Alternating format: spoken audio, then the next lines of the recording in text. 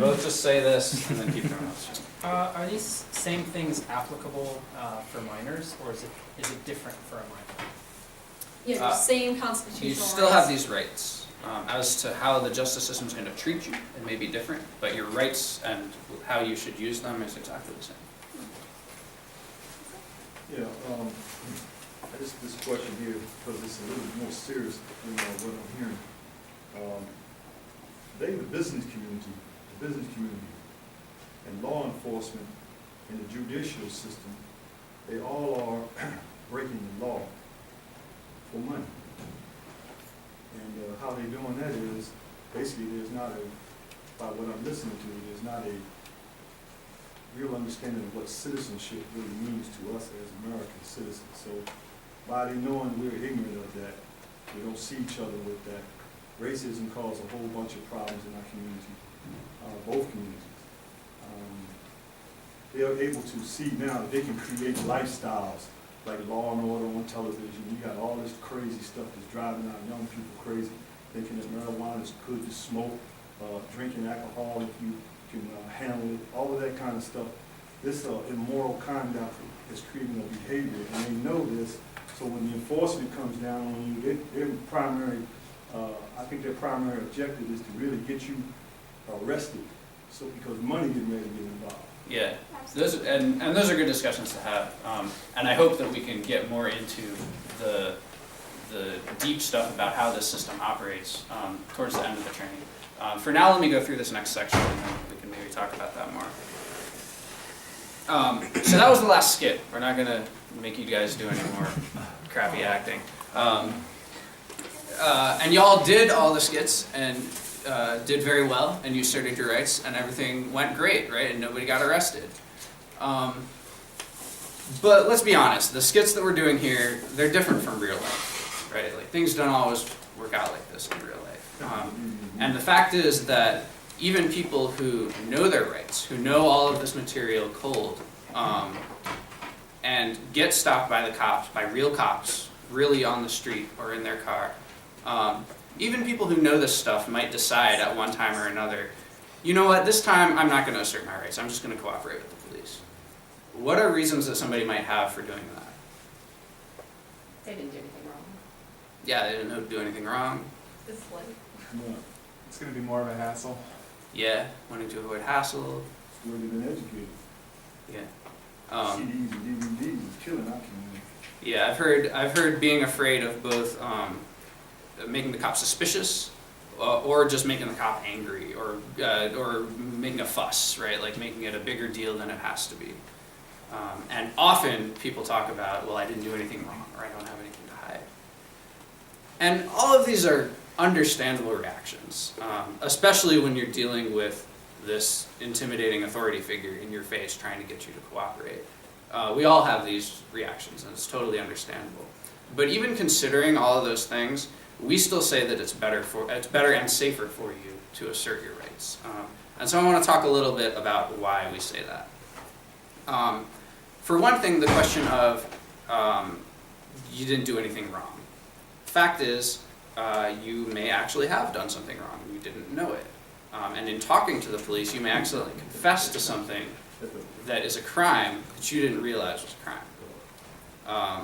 I learned from a YouTube video that there are over 10,000 different ways that you could be breaking the law at any given time. Now, I don't know them all. You know, expert lawyers don't know them all. You certainly don't know them all. The cops don't know them all, but they know enough of them to get you in trouble on something. Because that's what they do all day. They go around finding ways to get people in trouble with the law. And in talking to them, you may accidentally confess to something that allows them to do that to you. So for example, if you're walking around and a cop stops you and says, hey, there was a robbery in this neighborhood last night, where were you at 9 p.m.? And you say, officer, I wasn't making any trouble, me and my friends were just playing football in the park. Well, it turns out that park closes at sundown. And maybe you didn't know that, or you didn't think about it, but you just confessed to a crime. Being in the park after dark is a crime. Now, let's say that you are some kind of like expert hotshot lawyer, and you know all the laws, and you know there's no way that you were breaking any of them. that you are absolutely, obeying the law. In talking to the police, you might accidentally tell a lie or a falsehood. Lying to the police is a crime. It could be considered obstruction of justice, impeding their investigation, or even if it's not that, it could cast additional suspicion on you, right? So if a cop stops you and they're like, there was a robbery at this corner store across town, what do you know about that? And you're like, look, officer, I don't even really go to that part of town. I've never been in that corner store in my entire life. Well, it turns out 6 months ago, you and your friends were maybe a little drunk and you went in that corner store to get some cigarettes and you forgot all about it, right? But there's security camera footage of you being in the corner store. Not illegal, right? It's not illegal to have been in a corner store. That's not a crime. But the fact that you told false information to the police now puts you in a situation where you might be accused of impeding their investigation. Or beyond that, you may now be their top suspect. Because why would you have lied about that? Right? Like, try explaining that to a jury. Why would you lie and say that you weren't at this store? Now, beyond all those things, even if you're sure that all of your statements are completely true and none of them could possibly be a confession to a crime, true statements that you make to the police can be used to cast more suspicion on you. So, for example, if you get stopped and you're being questioned about some vandalism that's been done, and you say, look, officer, me and my friends are into like the graffiti hip-hop scene, but we would never vandalize anybody's property. We only write on legal walls, we're respectful of the law. What do you think that cop's going to go write in his little notebook? He's going to write, him and friends are into graffiti. And that's it, right? Because the police are not the judge. They're not there to decide if you're innocent or guilty. They are only there to gather evidence about your guilt. So you can tell them, an entire extended story about how you couldn't possibly have done it, and they're going to ignore everything that you say except the one sentence which could cast some suspicion on you, because that's their job. They're looking for evidence of crime. We have a saying, you can't talk your way out of an arrest, but you can talk your way into an arrest, which is to say it's very rare that you're in a situation with the cops where they have enough evidence to arrest you, but then you say something to them that makes them go, oh, well, in that case, go ahead. Obviously you're innocent. But it's very common that the cops don't have enough evidence to arrest you, and then something that you say gives them what they need to then go ahead and do it. And so a similar kind of thing goes for thinking you have nothing to hide, right? You may think that you don't have any illegal items on you, but you might be wrong. For one thing, it's a really bad time to find out that your friend who borrowed your jacket left a pot seed in the pocket before they gave it back to you. You don't want to be finding that out as the cops are rifling through your jacket. And beyond that, even if you don't have any friends who do anything illegal and you know that your stuff is totally clean, there's all kinds of weird laws about contraband. The one that we often use is, what's the legal limit on the length of a pocket knife blade in Atlantic City? 2.5 inches? 2.5, 3. We've sometimes heard like the length of the palm of your hand or something, but it must be variable. We don't actually know, and it sounds like you guys don't know for sure either. And it varies between county, between cities. And again, you don't want to be finding out the answer to that question while they're pulling the thing out of your pocket or out of your backpack, right? So you may have illegal items. Now, you may know that you have absolutely nothing illegal, but again, legal items that you have could be used to cast suspicion on you. Maybe the cops stopped you and you're just coming back from your waitressing job where you got a bunch of tips, so you got a bunch of cash. Cops may decide that you are on your way to a drug deal, or that you just got back from a drug deal, that's why you have all this cash. They may decide that you have paint that's the color of graffiti that was done down the street, and so now you're their suspect for that crime. So again, all of these factors, like what you're carrying in your bag and the questions that you're answering, there's a lot to keep track of, right? As you're talking to this cop, you have to be thinking, okay, am I accidentally confessing to a crime that I didn't know was a crime? Am I maybe telling a white lie that could get me in trouble? Or am I saying something that's true that could be taken out of context and make me look guilty? It's very hard to keep track of all this stuff. And the cops know that. That's why they want to talk to you. because they know that if they can get you to talk for long enough, eventually you're going to slip up somehow, and they're going to get something from one of these different categories that they can use to get you in trouble. So it's much safer, even if you think that you've done nothing wrong, to just say, I'm going to remain silent. Because the conversation that never happens can't get you in trouble. And similarly, even if you think that you have nothing to hide, it's much safer to just say, I don't consent to any searches. Because if a search doesn't happen, then none of those things that I was talking about are even going to come up. You're not going to have to worry about them. So it's safer. Now, as for the question of whether asserting your rights could make the police more suspicious of you, this often comes up. People are like, no, I want to cooperate. I don't want the cops to think that I'm up to no good. Right? I don't want to make them suspicious. The reality is, your constitutional rights are protected. You can't be punished for using them. If you could, they wouldn't be your rights, if you think about it. So, for example, if a cop stops you and wants you to answer questions, and you exercise your right to remain silent, the cop then can't take further action against you. The cop can't say, oh, well, if you won't answer my questions, then I'm going to detain you, or then I'm going to search your bag. It's not allowed. Similarly, if you won't allow them to search your vehicle, they can't arrest you for doing that. They can't say, if you won't let me search, you're going to jail.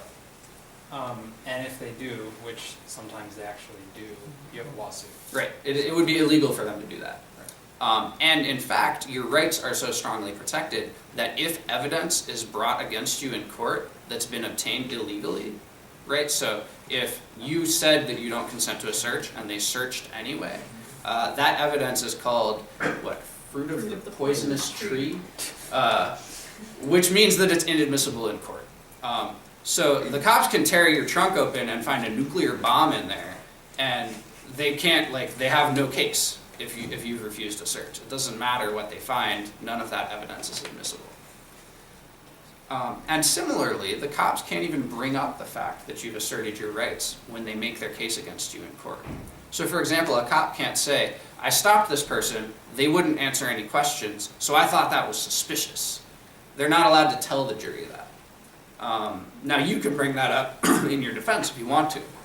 But the prosecution's not allowed to use the fact that you asserted your rights as evidence against you.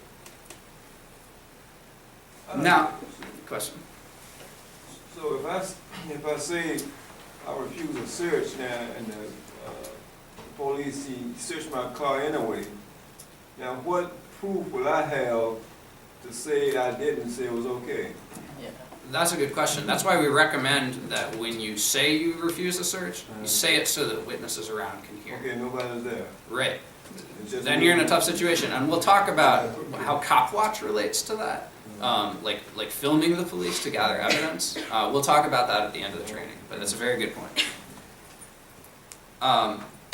So, as for the concern about making the cops angry, I'm not going to lie to you. If you assert your rights, it may make the cops angry at you. It may make them actually angry, or they may pretend to be angry, because cops are trained in how to manipulate people. And one of the ways that they do that is they pretend like they're angry. They pretend like they're this close to just beating the shit out of you. Sometimes they are, it's true. But they may not necessarily act angry either. They may act super friendly. They may act totally bureaucratic. They may act insistent. They may act polite. They may act like they're your best buddy and they're trying to help you out. They may also act angry. And it's understandable that when you get stopped by the cops, if you're on the street, if you're driving your car, if you're in your house, you want to get through the interaction quickly, right? Like, nobody wants to have this big fuss with the police, especially if your mind's on something else. You just don't want to bother with it. And so a lot of times, it looks like you're faced with this decision of all right, do I want to assert my rights and deal with this angry authority figure? He's going to be all bullying me and ruining my day. Or do I just want to cooperate with him and get through this thing quickly, go on my way, right? And let's be honest, a lot of times when people cooperate with the cops do send them on their way. It happens. A lot of times if you just smile and nod and say, yes, officer, I'm sorry, officer, whatever you want, they smile back at you and then they send you on your way and everything's cool, right? But the problem is that when you cooperate with the police like that, when you waive your rights, you are giving up your power to the police, and you're hoping that they're going to take pity on you. You're giving them all the power that they need to abuse you, to violate your rights, and possibly to arrest you. And you're hoping that by doing that, you've gained enough of their favor that they're going to decide not to do anything to you. And sometimes that works. Especially it works if you maybe look like you got some money, or you have the right color skin, or you're particularly attractive. You know, there's like different people have different experiences.